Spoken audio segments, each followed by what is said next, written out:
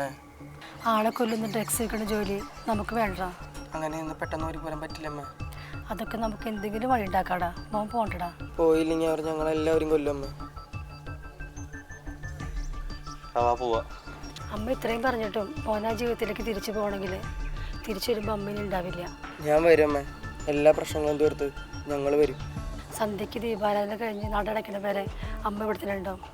അത് കഴിഞ്ഞ പിന്നെ മോൻ്റെ അമ്മേനെ കാണില്ല. കാര്യങ്ങളൊക്കെ ഞാൻ അറിഞ്ഞു.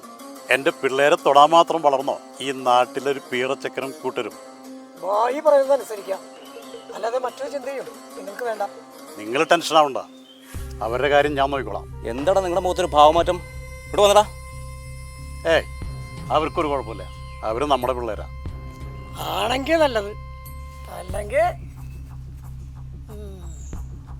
അച്ഛാ ഇവിടെ തന്നെയാണ് വരാൻ പറഞ്ഞത്? അതെ മോളെ, ഇവിടെ തന്നെയാണ്. ഐറ്റം വണ്ടിയിലിരിക്കുന്നുണ്ട്, അത് എല്ലാ പോയിന്റിലും എത്തിക്കണം. ആ പ്രതാപൻ,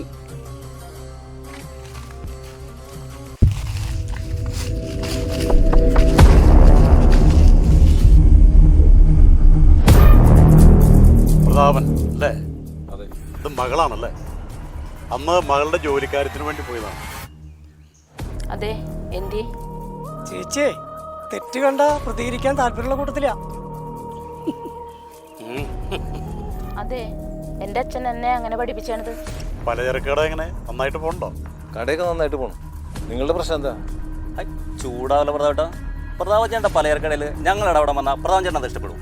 മനസ്സിലായില്ല. തൻ്റെ കാര്യത്തിൽ ഇടപെടാൻ ഞാൻ വന്നില്ലല്ലോ. അതേപോലെ എൻ്റെയും എൻ്റെ പിള്ളേരുടെ കാര്യത്തിൽ ഇടപെടാൻ വന്നേക്കരുത്.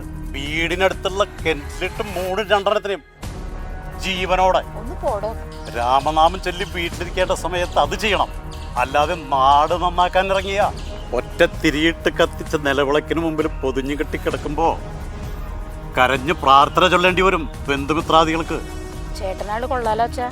നമ്മൾ പേടിച്ചുല്ലേ ഈ പറയണ കേട്ടിട്ട്? പിന്നെ ഈ സാറ് ഇത്ര വലിയ കാര്യമൊക്കെ പറഞ്ഞിട്ട് നമ്മൾ പേടിക്കാതിരിക്കാൻ പറ്റുമോ? സാറല്ല, ബായ് ബായ്. നിന്റെ കാര്യം ഏതാണ്ട് തീരുമാനമായതാ. അല്ല, നീ എങ്ങനെയാടാ ബായി ആയത്? ബായ് എന്ന് പറഞ്ഞ സഹോദരൻ. എപ്പോഴും കൂടെ നിൽക്കേണ്ടവനാണ് സഹോദരൻ. നല്ലത് പറഞ്ഞു കൊടുക്കുന്നവനാണ് സഹോദരൻ, അല്ലാതെ മറ്റുള്ളവരെ ഇല്ലാതാക്കുന്നവനല്ല.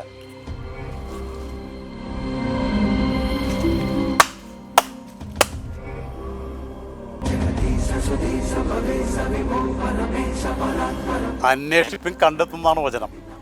അന്വേഷിക്കാതെ തന്നെ നിന്നെ കണ്ടെത്തി. നിന്നെയും കൂടി കാത്തിരിക്കായിരുന്നു ഞങ്ങള്. വചനൊക്കെ കറക്റ്റ് തന്നെയാണ്. അന്വേഷിച്ച് തന്നെയാണ് ഇവിടെ എത്തിയത്. അത് പക്ഷെ നീ എന്നെയല്ല, ഞാൻ നിന്നെ. അത് നിനക്ക് പതിയെ മനസ്സിലാവും. നിന്റെ മുഖത്തെ ഈ ചിരി അവസാനിക്കാറായടാ. ഈ ചിരി മായ്ക്കാനായിട്ട് നീയും നിന്റെ ഈ ബോസും മതിയാവില്ലടാ. അതിന് മുകളിൽ ഒരാളുണ്ട്, ആള് തീരുമാനിക്കും.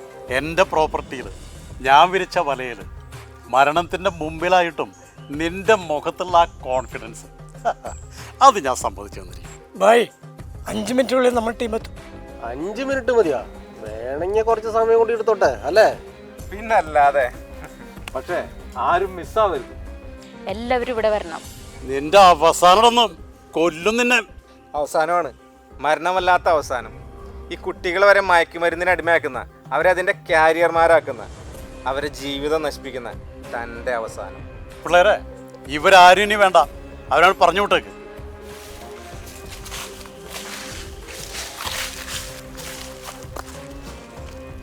ചേട്ടാ, ഞങ്ങളെ രക്ഷിക്കണം ചേട്ടാ. നിങ്ങൾ ടെൻഷൻ ആവണ്ട. അവരെ വിളിക്കുമ്പോൾ ഞങ്ങൾ പോയില്ലെങ്കിൽ ഞങ്ങൾ അവർ കൊല്ലും ചേട്ടാ. നിങ്ങൾ അവർക്ക് വേണ്ടിയിട്ട് ഡ്രഗ്സ് സപ്ലൈ ചെയ്യാറുണ്ടോ? സ്കൂളും കോളേജ് സൈഡൊക്കെ അവർ ഞങ്ങളെ ഏൽപ്പിക്കാറ്. അതെങ്ങനെയാണ് നിങ്ങളിലേക്ക് എത്തണത്? ബ്ലാങ്ക് മെസ്സേജ് അടുപ്പിച്ച് 3 എണ്ണം വരും. അതിൽ ഡോട്ടുള്ളതാണ് കോഡ്. അപ്പോൾ ഞങ്ങളവിടെ എത്തണം. സമയം ഉച്ചയ്ക്ക് മുമ്പായിരിക്കും. ഇന്നിപ്പോൾ ഒരു മെസ്സേജ് വന്നിട്ടുണ്ടല്ലേ, നമുക്ക് ചെറിയൊരു കളി കളിക്കാം. നമ്മൾ തമ്മിൽ ഇപ്പോൾ കണ്ടത് ആരും അറിയണ്ട. ഓക്കെ?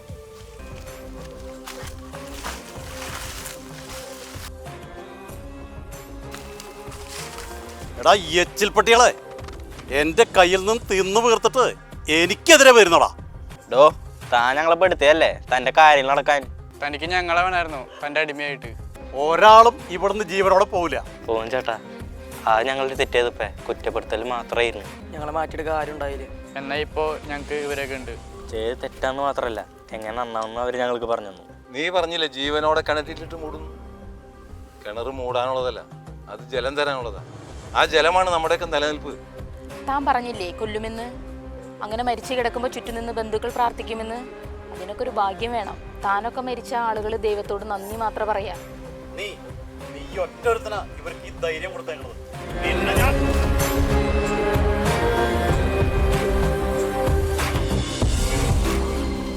ഈ കത്തിക്ക് ആളെ തിരിച്ചറിയാനുള്ള കഴിവില്ല. ഞാൻ അമർത്തിയാലും തന്റെ ശരീരത്തിൽ കയറും.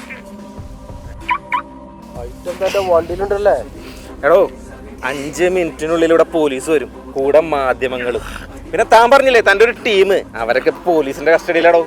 ഇത്രയും തെളിവുകളുടെ ഉള്ളിൽ നിന്ന് തന്നെ പോലീസ് കൊണ്ടുപോയിട്ട് പിന്നെയും താൻ രക്ഷപ്പെട്ടു വരികയാണെങ്കിൽ അപ്പൊ നമുക്ക് രണ്ടാമതൊരു അംഗത്തിൽ വെച്ച് വീണ്ടും കാണാം.